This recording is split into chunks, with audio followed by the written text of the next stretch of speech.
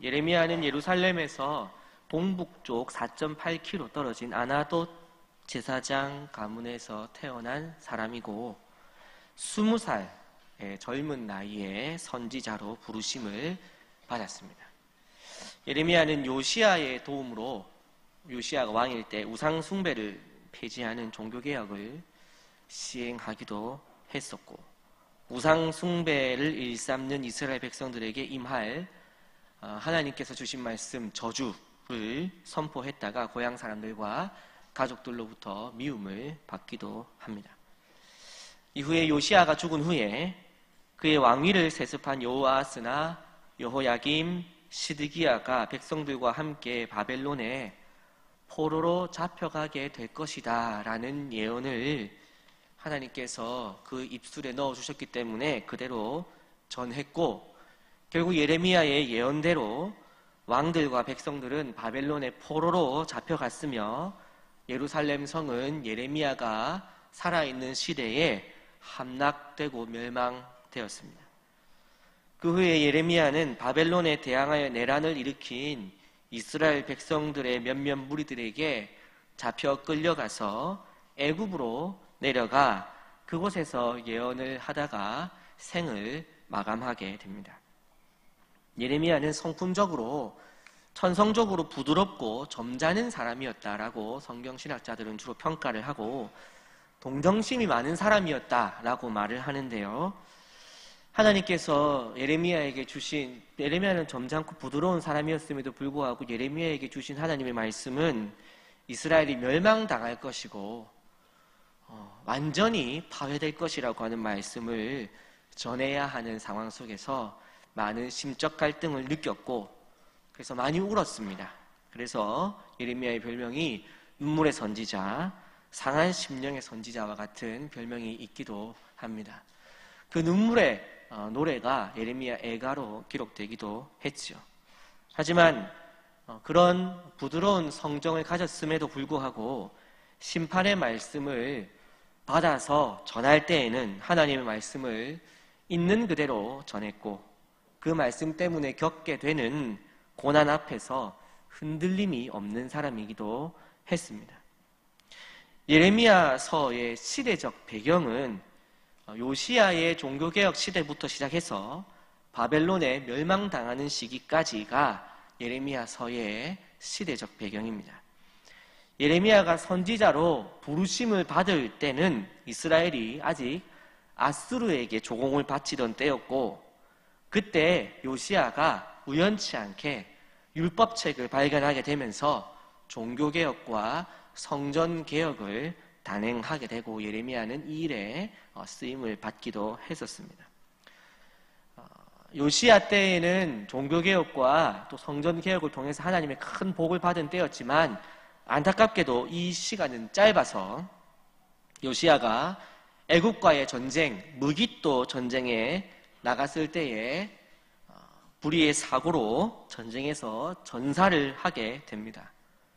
요시야의 사망 이후로 남유다의 정세는 급격히 나빠지게 되는데 북이스라엘을 멸망시킨 남유다가 이전까지 조공을 바쳐오던 아수르가 이제는 바벨론에게 점령을 당하게 되고 이 바벨론이 애굽과의 전쟁인 갈그미스 전쟁에서 애굽조차도 이기게 되면서 바벨론의 왕 느부갓네살이 이제는 이스라엘에까지 침공을 하게 된 것입니다.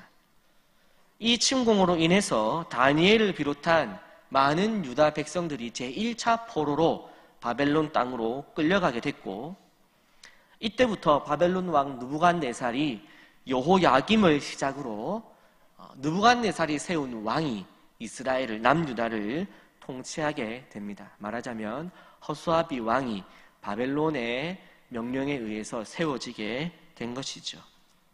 이 즈음부터 예레미야는 여호와의 계시대로 바벨론에 항복하십시오. 그리고 남유다를 포기하십시오. 남유다는 멸망해야 합니다. 라는 예언을 선포하지만 여호야김을 비롯한 시드기야 왕까지 이어지는 모든 왕들은 예레미야의 말을 듣지 않고 특히 여호야김과 시드기야 같은 경우는 바벨론 몰래 애국과 동맹을 맺고 바벨론에 대항할 계획을 세우면서 이 계획이 바벨론에게 들통나자마자 바벨론이 2차, 3차 침공을 단행하게 되고 결국 3차 침공 때 시드기야가 왕으로 있는 때에 예루살렘은 마침내 멸망하게 된 것입니다. BC 586년 예루살렘이 멸망당하게 되면서 대부분의 유다 백성들은 대부분 다 바벨론으로 포로로 끌려가게 되는데 예레미야를 비롯한 일부 사람들은 느부갓네살이 남유다 예루살렘에 남겨두게 됩니다. 남겨둔 이유는 정확하게 있지는 않은데요. 하나님께서는 예레미야에게 포로로 끌려가지 않고 예루살렘에 남은 자들에게 이런 말씀을 또 전하십니다. 다른 곳으로 가지 말고 70년 후에 다시 포로 귀환해서 돌아올 것이니까 그때까지 너희는 예루살렘을 지키라는 말씀을 전하지만 안타깝게도 남유다 땅에 예루살렘에 남아있던 사람들은 예레미야의 이 말씀도 또 듣지 않고 예레미야를 결박하여 애굽으로 끌고 가게 됩니다. 결국 그들은 애굽에서 다 죽게 되고 예레미야도 그곳에서 생을 마감하게 된 것이죠. 예레미야서는 지금은 제가 연대순으로 스토리를 이야기해 드렸지만 예레미야서를 읽어보면 연대순으로 서술되어 있지 않기 때문에 반복되고 또 연대가 뒤섞여 있기 때문에 스토리 흐름을 알지 못한 채로 읽게 되면 무슨 내용인지 알기가 어렵습니다. 그래서 우리가 예레미야를 혼자서 읽었을 때 무슨 내용인지 잘 기억이 남지 않고 예레미야를 읽었는지 안 읽었는지 모르게 되는 것이 그 이유 때문입니다.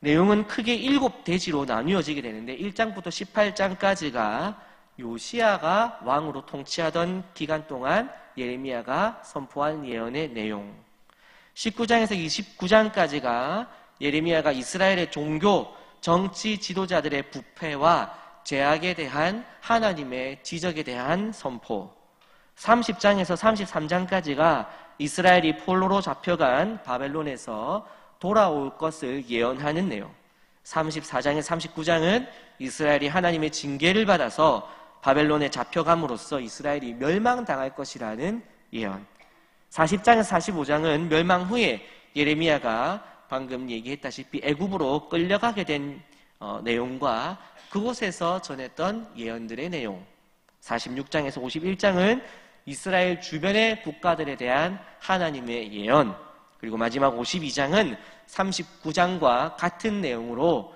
예루살렘이 멸망당하던 때의 기록을 적은 내용이 52장 내용이 됩니다. 이렇게 7가지의 내용으로 구분될 수 있는데요. 이 예레미야의 전체 내용을 통해서 주는 핵심 메시지를 6개로 정리를 해보면 이렇습니다. 첫째는 하나님은 회개의 기회를 많이 주시지만 계속해서 돌이키지 않을 때에는 회복이 아닌 재시작을 하실 때가 있다. 무슨 말씀인지 이해되시죠? 회복이 아니라 버리고 새로 시작할 수도 있다는 것입니다. 둘째, 하나님은 선지자를 통해 멸망과 심판 그리고 회복에 대한 메시지를 성실하고 꾸준하게 전하신다는 것입니다. 회복과 멸망과 심판에 대한 경고를 주지 않으시고 멸망을 단행하시는 것이 아니고 굉장히 오랜 시간 동안 하나님의 말씀을 전하시고 돌이킬 기회를 주신다는 것입니다. 셋째, 인간은 하나님의 성실하고 꾸준하신 멸망과 심판과 회복에 대한 메시지를 듣고도 끈질기게 돌이키지 않으며 최종적으로 하나님의 메시지를 거절함으로써 멸망을 자초한다. 넷째, 심지어 인간은 하나님의 메시지를 듣기를 싫어해서 그 메시지를 전하는 메신저, 곧 예레미야 선지자를 박해하고 오늘 본문 38장에 보면 구덩이에 진흙 구덩이에 던져버리는 시도를 하게 된다. 하나님 말씀 끝까지 거절한다는 것이죠. 다섯째, 그럼에도 선지자는 하나님의 말씀을 가감없이 끝까지 전함으로써 하나님께 맡기신 사명에 충실하였다.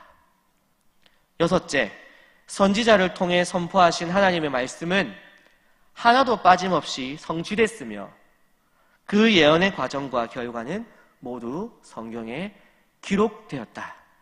이렇게 6가지의 내용으로 메시지를 정리할 수 있겠습니다. 오늘 우리는 38장을 읽었는데요. 38장의 내용은 지속적으로 바벨론에 항복하라는 예언을 하던 예레미야가 애굽과 화친하고 바벨론에 대항해야 한다는 대신들과의 알력 싸움에서 밀려서 우리가 읽었던 바와 같이 진흙구덩이에 던져지는 내용이 38장의 내용이고, 그리고 그 구덩이에서 근위대 뜰 안에 있는 감옥으로 옮겨진 후에 시드기야 왕을 은밀하게 만나는 장면이 오늘 38장의 내용입니다. 본문 1절에서 3절 말씀을 보면 mat단의 아들 스바랴와 바스훌의 아들 그다랴와 셀레미야의 아들 유갈과 마이가의 아들 바스훌이 예레미야가 모든 백성에게 이르는 말을 듣게 되는데, 그 말은 2절 말씀을 다시 한번 성경에 보십시오. 여호와께서 이와 같이 말씀하시되 이 성에 머무는 자는 칼과 기근과 전염병에 죽으리라. 예루살렘은 칼과 기근과 전염병으로 멸망당해 죽을 것이다. 이것을 예레미야가 전했다는 것입니다. 그러면서 그러나 갈대아인에게 항복하는 자는 살리니 그는 노량물을 얻은 같이 자기의 목숨을 건지리라. 이어서 3절을 보면 여호와께서 이와 같이 말씀하시니라. 이 성이 반드시 바벨론의 왕의 군대에 넘어가리니 그가 차지하리라 하셨다 하는지라. 이 말이 예레미야가 전한 말이었습니다. 이에 방금 1절에서 읽었던 이 4명의 왕의 대신들은 예레미야가 어떻게 백성들의 평안을 구하는 말씀을 전하지 않고 재앙을 구하는 말씀을 전하고 있으니 어찌 이 사람을 하나님의 사람이라고 할 수 있겠는가? 사람들에게 위로를 주고 평안을 주고 희망을 주는 메시지를 주는 것이 아니고 멸망과 심판과 소망이 없는 메시지를 전하고 있으니 이 사람은 마귀다라고 선언했다는 것입니다. 그러면서 당장 이 사람을 쳐 죽여야 된다고 하면서 예레미야를 진흙구덩이에 던지게 된 것입니다. 그러나 이 예레미야가 방금 2절에서 선포했던 이 예언의 말씀은 그날 처음 한 것이 아니었고 이미 30년 전부터 요시야의 태평성대의 시대 때부터 지속적으로 끈질기고 성실하게 예레미야가 선포해왔던 메시지였으며, 예레미야는 이 같은 메시지를 지속적으로 전해왔었는데 그들이 실제적으로 이제 바벨론의 침공을 받고 거의 멸망할 위기에 임박하게 되자 마치 예레미야의 저주 때문에 예레미야가 축복해주지 않아서 나라가 멸망하게 된 것 같다라고 하는 누명을 씌우고 있다는 것입니다. 아주 유감스럽고 아주 죄송스러운 말씀이지만 저는 위대한 예레미야 같은 선지자가 아니어서 담대하지가 못합니다. 그래서 두렵고 떨리는 마음으로 이 말씀을 전하는데요. 회개하지 않는 백성에게 하나님의 위로를 전하는 선지자는 거짓 선지자입니다. 회개하지 않는 백성에게 죄를 지적하고 심판을 선포하는 선지자가 참 선지자이라는 것을 여러분이 믿으시기를 바랍니다. 오늘 예레미야가 선포한 멸망의 선포는 회복을 위한 멸망의 선포이기도 하지만 진짜 멸망을 선포한 것입니다. 하나님께서 예레미야에게 보여주신 것은 너희는 멸망했으니 바벨론에게 투항하라. 그 이유에는 없습니다. 왜? 너희가 지속적으로 죄를 지었고 그 불신함과 죄의 결과로서 죄의 결과인 사망을 너희가 맞게 됐다는 것을 하나님이 보여주시기 위해서 남유다라고 하는 왕국을 회복시키는 것이 아니라 수술하는 것이 아니라 버리고 새 나라를 지으시기로 하나님이 결정하셨다는 것을 예레미야를 통해서 보여주셨다는 것입니다. 그 시대에 살던 사람들 입장에서는 남유다가 멸망하는 것을 받아들이기 어렵겠지요. 하지만 우리 입장에서는 남유다가 멸망해야 그리스도께서 오십니다. 그것을 아는 사람 입장에서는 남유다가 멸망하는 것은 축복입니다. 그러나 그것을 보지 못하는 사람은 남유다의 멸망은 저주로밖에 보지 못하는 것이죠. 오늘날의 시대도 마찬가지입니다. 교회와 성도가 돈을 사랑하고 권력을 쫓아가고 하나님의 이름을 팔아서 자기의 유익만을 추구하며 그래서 가짜 신앙과 가짜 하나님으로 종교 장사를 일삼는다면 하나님은 다윗을 통해 세우시고 솔로몬을 통해 지으셨던 예루살렘 성전과 성벽을 하나도 남김없이 저 북방의 이방 족속 바벨론의 손에 다 무너뜨리셨던 것처럼 우리의 것도 무너뜨리실 수 있다는 것을 잊지 마시기 바랍니다. 저는 저 스스로도 마찬가지고 제가 너무나 사랑하는 우리 한국교회가 하나님이 은혜를 베푸시는 은혜 받을 만한 때에 서 있는지 아니면 하나님의 엄혹한 징계 앞에 서 있는지에 대해서 진지하게 고민을 합니다. 중세 로마 가톨릭 교회가 1000년이라고 하는 기회를 하나님께서 기다리고 주셨음에도 불구하고 끝내 교황 숭배를 포기하지 않고 돈을 주면 죄를 용서받는다는 면죄부를 판매하며 이슬람 교도와의 전쟁에 승리하면 연옥에 있는 가족들이 천국으로 가게 된다고 하는 거짓말로 하나님의 이름으로 인간적인 죄악의 끝에 섰을 때 하나님께서는 베드로의 신앙 고백에서 출발하여 1500년 동안 유지시키셨던 로마 가톨릭 교회의 역사를 하루아침에 버리시고 마틴 루터를 통해서 1517년 만에 새 교회를 세우셨다는 것을 우리는 기억해야 할 것입니다. 하나님은 다윗성과 솔로몬의 성전도 하루아침에 버리셨고 1500년의 가톨릭 교회도 단번에 버리셨습니다. 우리가 깨어서 회개하지 않으면 하나님은 우리도 버리실 것입니다. 오늘 2절에서 읽은 바와 같이 예레미야는 예루살렘을 향해 이렇게 말했습니다. 이 성에 사는 자는 칼과 기근과 전염병에 죽을 것이다. 그러나 바벨론에 항복하면 살 것이다. 하나님은 왜 예레미야에게 이렇게까지 말씀하셨습니까? 남유다 왕국이 왕부터 정치인, 경제인, 종교인, 상민, 농민, 노예에 이르기까지 모든 백성들이 뼛속까지 하나님을 버리고 죄악에 물들어 이방신을 섬기고 만몬을 섬기며 풍요와 음란과 쾌락을 섬기고 있을 때 하나님은 먼저 북이스라엘을 멸망시키시면서 경고를 보여주시고 그럼에도 돌이키지 않는 남유다를 어쩔 수 없이 멸망시키셨던 것입니다. 물론 우리가 아는 하나님은 인자하시고 자비하시고 노하기를 더디하시며 오래 참으시는 하나님이시라는 것도 틀린 것은 아닙니다만은 동시에 우리 하나님은 공의로우시고 죄를 미워하시며 심판자이시라는 것도 우리는 잊지 말아야 한다는 것입니다. 그러나 인간은 얼마나 연약합니까? 오늘 16절 말씀을 보면 유다왕 시드기야는 예레미야를 다시 만납니다. 14절부터 16절까지 말씀을 교독해서 다시 한번 읽어보겠습니다. 제가 먼저 14절을 읽겠습니다. 시드기야 왕이 사람을 보내어 선지자 예레미야를 여호와의 성전 셋째 문으로 데려오게 하고 왕이 예레미야에게 이르되 내가 내게 한 가지 일을 물으리니 한마디도 내게 숨기지 말라.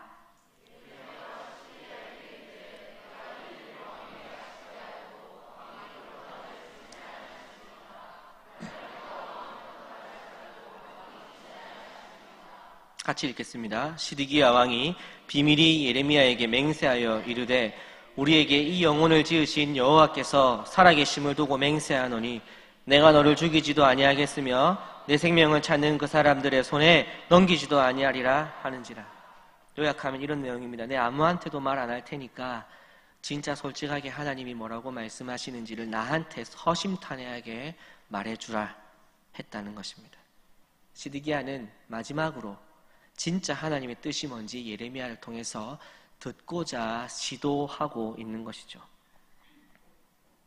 이에 예레미야는 30년 전부터 해왔던 예언 그대로 그 말씀을 시드기야와 1대1로 만난 상황에서 좀 부드럽게 내지는 좀 설득될 만하게 바꾸거나 덧붙이거나 포장하지 않고 했던 그대로 시드기야에게 다시 전합니다.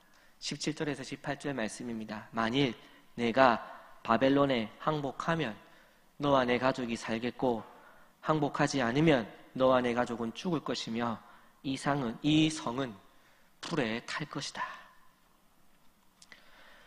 황당한 것은 시드기야는 마지막으로 하나님께서 예레미야를 통해서 시드기야에게 주시는 진짜 하나님의 말씀을 듣고도 이런 말을 합니다. 먼저 포로로 잡혀간 유다 백성들이 내가 바벨론에 투항을 해서 가게 되면 나를 조롱하게 될 것 같은데 난 그 조롱을 견딜 수 없으니 나는 항복은 못한다. 나는 항복은 안 할 거니까 오늘 나랑 한 이야기를 다른 사람들에게 가서 하지 말고 누가 오늘 너와 내가 무슨 얘기했는지를 묻거든 요나단의 집에 가지 않게 해달라고 해라는 거짓말까지 예레미야 입에 심어 주었다는 것입니다. 오늘 설교 제목은 우이독경입니다. 소귀의 경읽기라는 말로 아무리 진리를 말해도 소에게 말하는 것은 소용이 없다는 말인데요. 결국 황소 고집처럼 고집센 사람에게 아무리 맞는 말을 해도 듣지 않는다, 이런 상황에서 쓰이는 사자성어죠. 지금 시드기야가 딱 이 상황입니다. 그에게 지금 마지막 기회가 찾아왔습니다. 예레미야와 1대1로 만나서 진짜 하나님의 음성을 들을 기회가 온 것입니다. 하나님은 예레미야를 통해서 시드기야에게 명확하고 정확하게 말씀하십니다. 바벨론에 항복하라. 그러면 네가 살 것이다. 남유다를 포기하라. 왕좌에서 내려오라. 그러면 네가 살고 이 성이 불타지 않을 것이다. 그러나 시드기야는 왕좌에서 내려오는 것을 거절하고 끝까지 포기하지 않고 바벨론에 항복하기를 거절하고 애굽과 손을 잡고 바벨론에 대항하기로 결정한 것입니다. 어떻게 보면 시드기야는 멋있는 사람 아닙니까? 쉽게 포기하지 않고 끝까지 싸워보겠다는 게 멋있는 것 아닙니까? 인간적인 눈에는 그럴 수 있습니다. 그러나 하나님께서는 분명히 시드기야에게 말씀하셨습니다. 포기하라. 멸망당하라. 그것이 네가 사는 길이다. 그런데 시드기야는 그것을 거절한 것이죠. 그날 밤으로 한번 돌아가 볼까요? 자, 시드기야는 이제 예레미야와 헤어진 후에 자신의 궁정으로 돌아가 불안한 마음을 달래기 위해 궁정학사에게 자신이 좋아하는 음악을 연주시켰을 것입니다. 그리고 자신이 마음이 어려울 때 먹는 좋은 술과 음식을 준비시키고 황금으로 만들어진 욕조에 적당한 미온수를 담아서 좋은 향기가 나는 향료도 뿌려서 그 욕조에 몸을 뉘었을 것입니다. 그리고 그것으로 마음을 진정시킨 다음에 잠자리에 들면서 이렇게 기도했을 것입니다. 하나님, 오늘 저 선지자 예레미야가 한 말대로 이루어지지 않게 하시고 나와 손잡고 있는 애굽이 바벨론을 싸워 무찔러서 우리 유다 왕국에 평화를 허락하여 주시옵소서. 내 백성들이 바벨론의 손에 넘어가 포로로 잡혀가는 것을 나는 볼 수 없습니다. 주의 백성들이 저 이방인의 손에 멸망당하지 않게 하시고 우리 국가를 남유다를 지켜 주시옵소서. 시드기야는 이렇게 기도하고 잠자리에 들면서 마음 한켠으로 왠지 자신이 기도한 대로 하나님께서 응답하실 것 같은 기분을 느끼며 잠에 들었을 것입니다. 왕만 누울 수 있는 안락한 침대에 누워서 진정한 승리자는, 진정한 하나님 편은 예레미야가 아니고 나일 것이라고 생각을 하며 하나님은 나에게 손을 들어주실 것이라는 확신 가운데 잠에 들었을 것입니다. 왜냐하면 아직까지 그가 황금 욕조에 몸을 누일 수 있고 아직까지 그가 왕의 침대에 누울 수 있기 때문에 아직까지는 내가 승리자라고 생각했다는 것이죠. 반대로 예레미야는 시드기야와 헤어진 후에 다시 감옥에 남아서 차가운 바닥에 몸을 누이며 이렇게 기도했을 것입니다. 하나님, 도대체 나에게 왜 이런 말씀을 전하게 하십니까? 왜 사람들이 다 듣기 싫어하고 사람들의 마음을 괴롭게 하는 멸망을 선포하는 일을 나에게 맡기셨습니까? 하나님 말씀대로 선포하라고 하신 그 말씀을 선포한 결과는 무엇입니까? 나는 구덩이 진흙바닥에 던짐을 당했으며 이제 이 감옥에서 평생을 썩다가 죽을 것입니다. 하나님 살아 계신다면 뭐라고 말씀 좀 하십시오. 시드기야는 왕궁에 돌아가서 잠을 자고 있고 나는 이 감옥에 오늘 갇혀 있습니다. 주님은 어디 계십니까? 예레미야는 분노와 억울함에 차가운 바닥을 뒤척거리다가 잠이 들었을 것입니다. 우리가 오늘 읽진 않았지만 바로 뒷장 39장에 보면 시드기야는 멸망을 당하죠. 어쩌면 오늘 이 말씀을 듣고 있는 대부분의 청중 여러분들은 지금 시드기야를 보면서 야, 참 어리석다, 참 답답하다, 저렇게까지 고집을 부리나. 하나님께서 예레미야를 통해서 1대1로 말씀을 하셨으면 느낌이 안 오나? 그 정도로 눈치가 없나? 이런 생각들을 혹시 하고 계십니까? 저런 시드기야 같은 사람이 진짜 있긴 있을까? 선지자가 찾아와서 하나님의 말씀을 1대1로 전하는데 그래도 못 돌이킬까? 이렇게 혹시 생각하고 계십니까?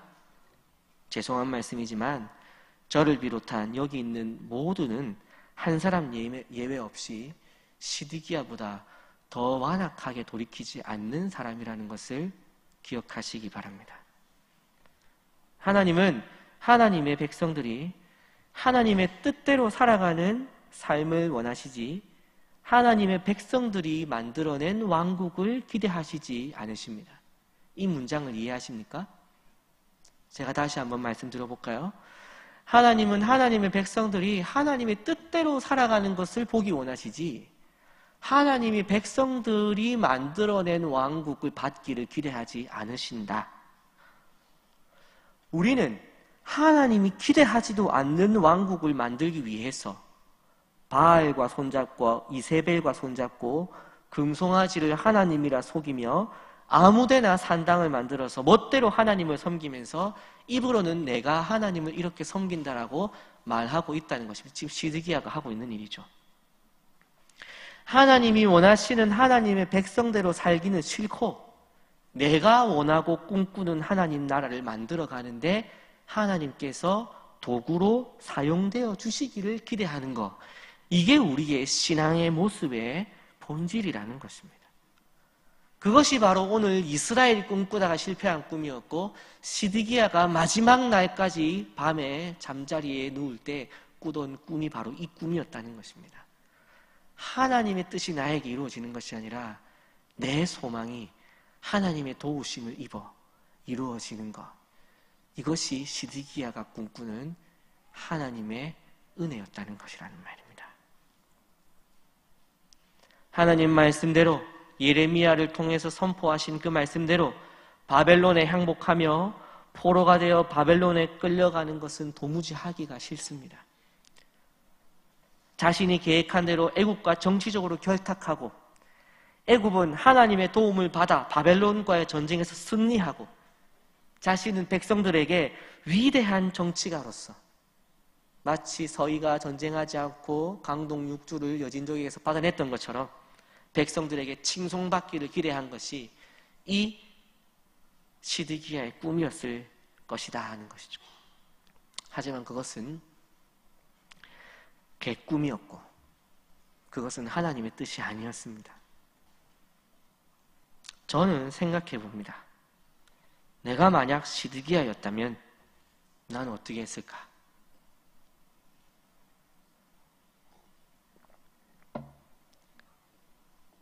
바벨론에 항복하고 포로가 되어 끌려가는 것을 나는 했을까? 아니면 예레미야의 말을 애써 외면하고 끝까지 왕궁에서 왕의 자리에 끌려 내려질 때까지 버텼을까? 어젯밤에 이 말씀을 적으면서 저는 이렇게 적었습니다. 나는 100번이면 100번 시드기야처럼 했을 것이다.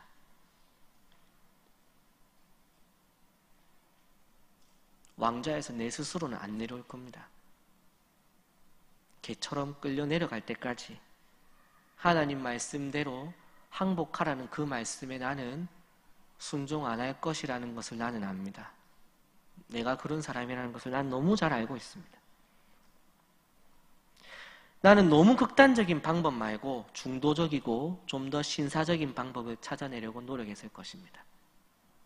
바벨론과 애굽 사이에서 화친하면서 싸우지 않고 어느 하나가 멸망당하는 것이 아니라 중재해서 내가 어떻게든 중재를 해서 바벨론도 살고 애굽도 살고 나도 사는 방법을 나는 끝까지 찾아내려고 노력했을 것이라는 것입니다. 그리고 나는 그걸 해낼 수 있다고 믿었을 것입니다. 그것이 나입니다. 하지만 내가 꿈꾸는 것처럼 세상은 품위와 교양을 지켜주지 않습니다. 느부갓네살, 바벨론의 왕 느부갓네살은 애굽과 여전히 내통하며 자기 스스로 바벨론과 애굽 사이에서 내가 뭐라도 되는 양 화친을 맺어보려고 노력하던 시드기야의 왕궁에 전차를 끌고 들어가서 말을 타고 들어가서 예루살렘 성전을 박살내고 예루살렘 성벽에 불을 지르고 백성들을 살육하고 도륙하며 시드기야를 왕좌에 묶어 앉혀놓고 그가 보는 앞에서 그의 모든 대신들과 귀족들과 그의 가족들을 몰살시키고 그의 두 눈 앞에서 그의 두 아들이 살해당하는 것을 보게 하고 그리고 그 두 눈을 뽑아서 손과 발에 쇠사슬을 묶어 바벨론까지 개처럼 짐승처럼 끌고 간 것이 느부갓네살이었던 것입니다. 이것이 시드기야의 최후였습니다. 나는 100번이면 100번 이렇게 했을 것입니다. 왜냐하면 이 결과를 보지 못한다면 나는 내가 할 수 있을 것이라 생각하고 시드기야도 그렇게 생각했다는 것이죠.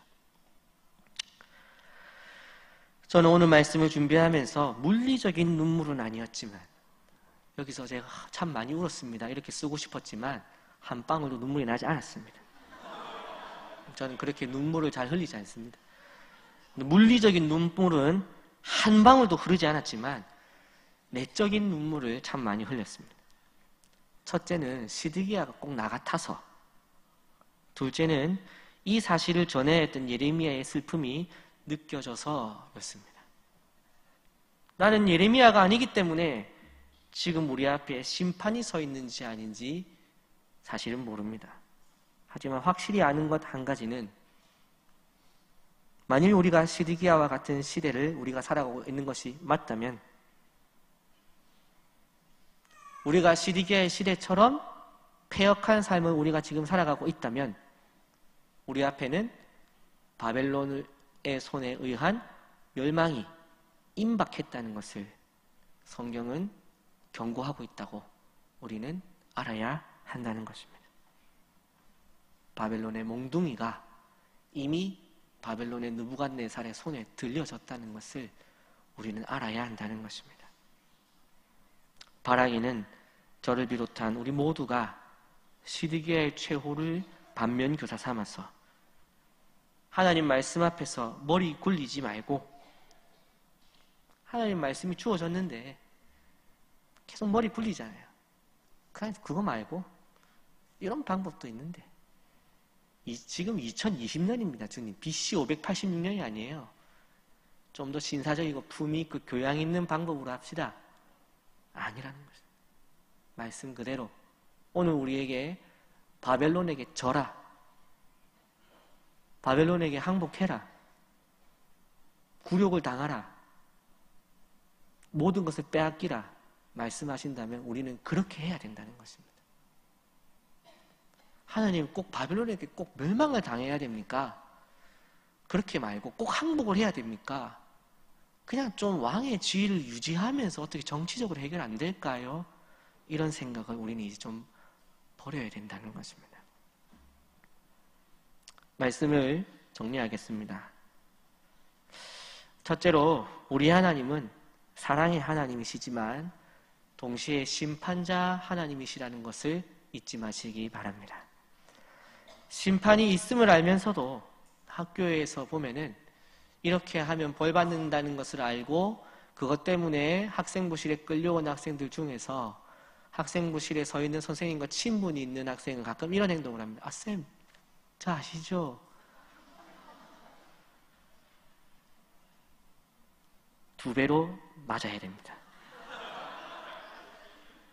하나님은 자녀에게 특별한 사랑을 베푸시지만 유다 백성을, 이스라엘을 특별히 사랑하셨기 때문에, 특별히 사랑하셔서 특별한 은혜를 베푸셨기 때문에 하나님을 배신하는 이스라엘에게 더 매운 매를 대신다는 것을 우리는 기억해야 된다는 것입니다. 하나님께서 바벨론을 때리겠습니까? 하나님께서 아수르를 벌하시겠습니까? 버린 자식이에요. 근데 하나님 누구를 때리겠습니까?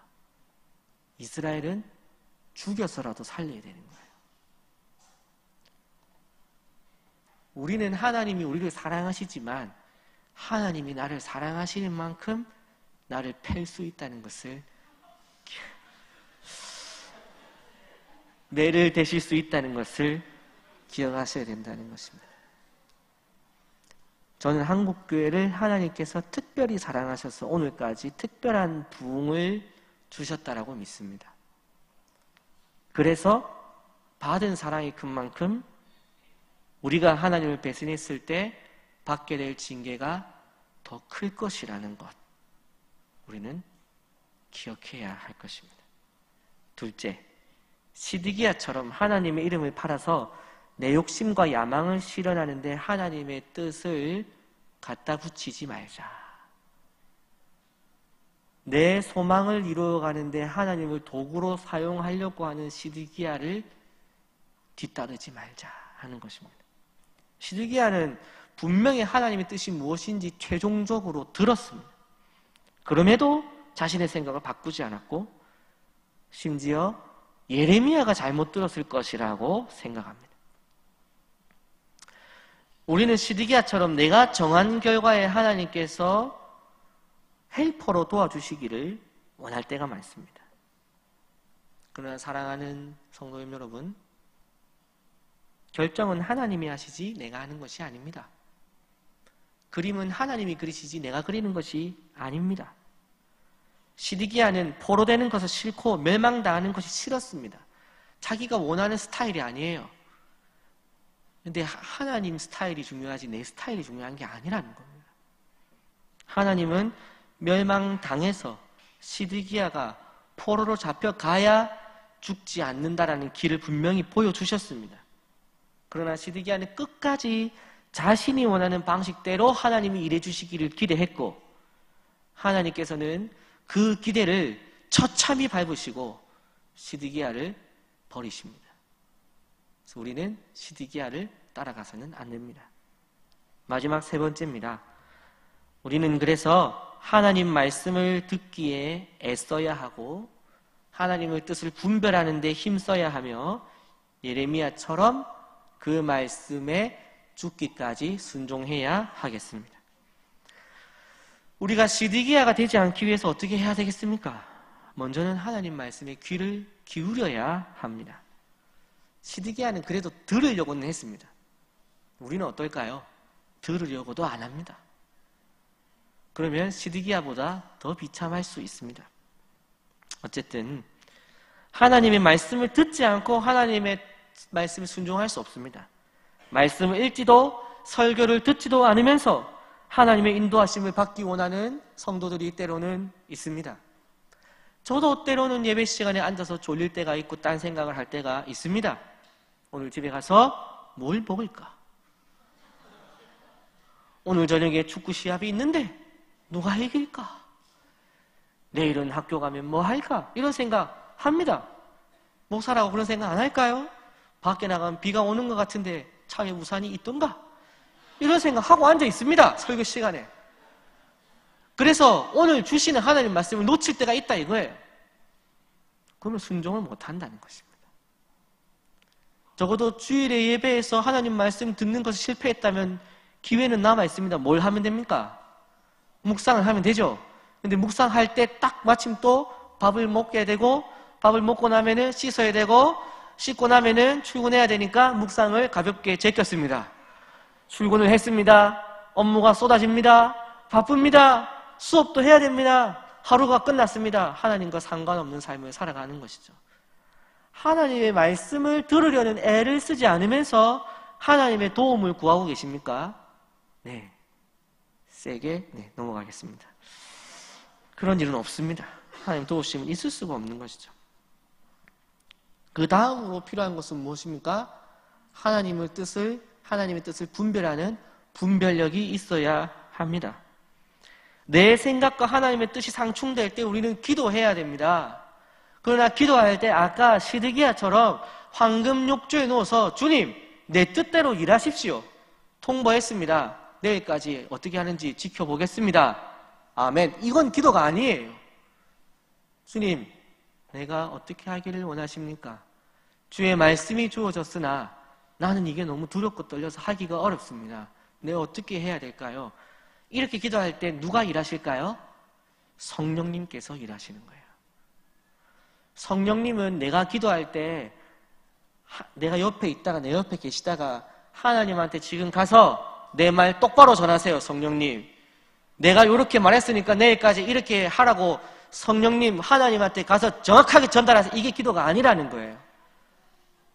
우리가 성령을 의지해서 기도한다는 것은 무엇이냐면 내가 하나님의 뜻을 순종하기 어려워서 두렵고 떨려서 결단이 서지 않아서 확신이 서지 않아서 헷갈려 하고 있을 때 내 안에 내주하시는 성령께서 그 말씀에 순종할 수 있도록 내 마음을 감동시키시고 감화시키시고 그 말씀에 순종할 수 있는 힘과 능력을 주시는 일을 하시는 것이 성령님의 사역이라는 것을 믿으시기 바랍니다. 그때에 성령님께서 우리를 감동 감화시키셔서 성령을 의지해서 기도할 때 순종하도록 도와주신다는 것입니다. 그렇게 할 때에 우리는 오늘 시드기야처럼 하나님의 말씀을 듣고도 자기 뜻대로 살아가는 것이 아니라 예레미야처럼 구덩이에 던짐을 받을 때까지 애굽에 끌려가 거기에서 생을 마감할 때까지 하나님의 말씀대로만 살다가 주님 뜻대로 살다가 주님을 마지막 날 만나는 저와 여러분 되시기를 바랍니다.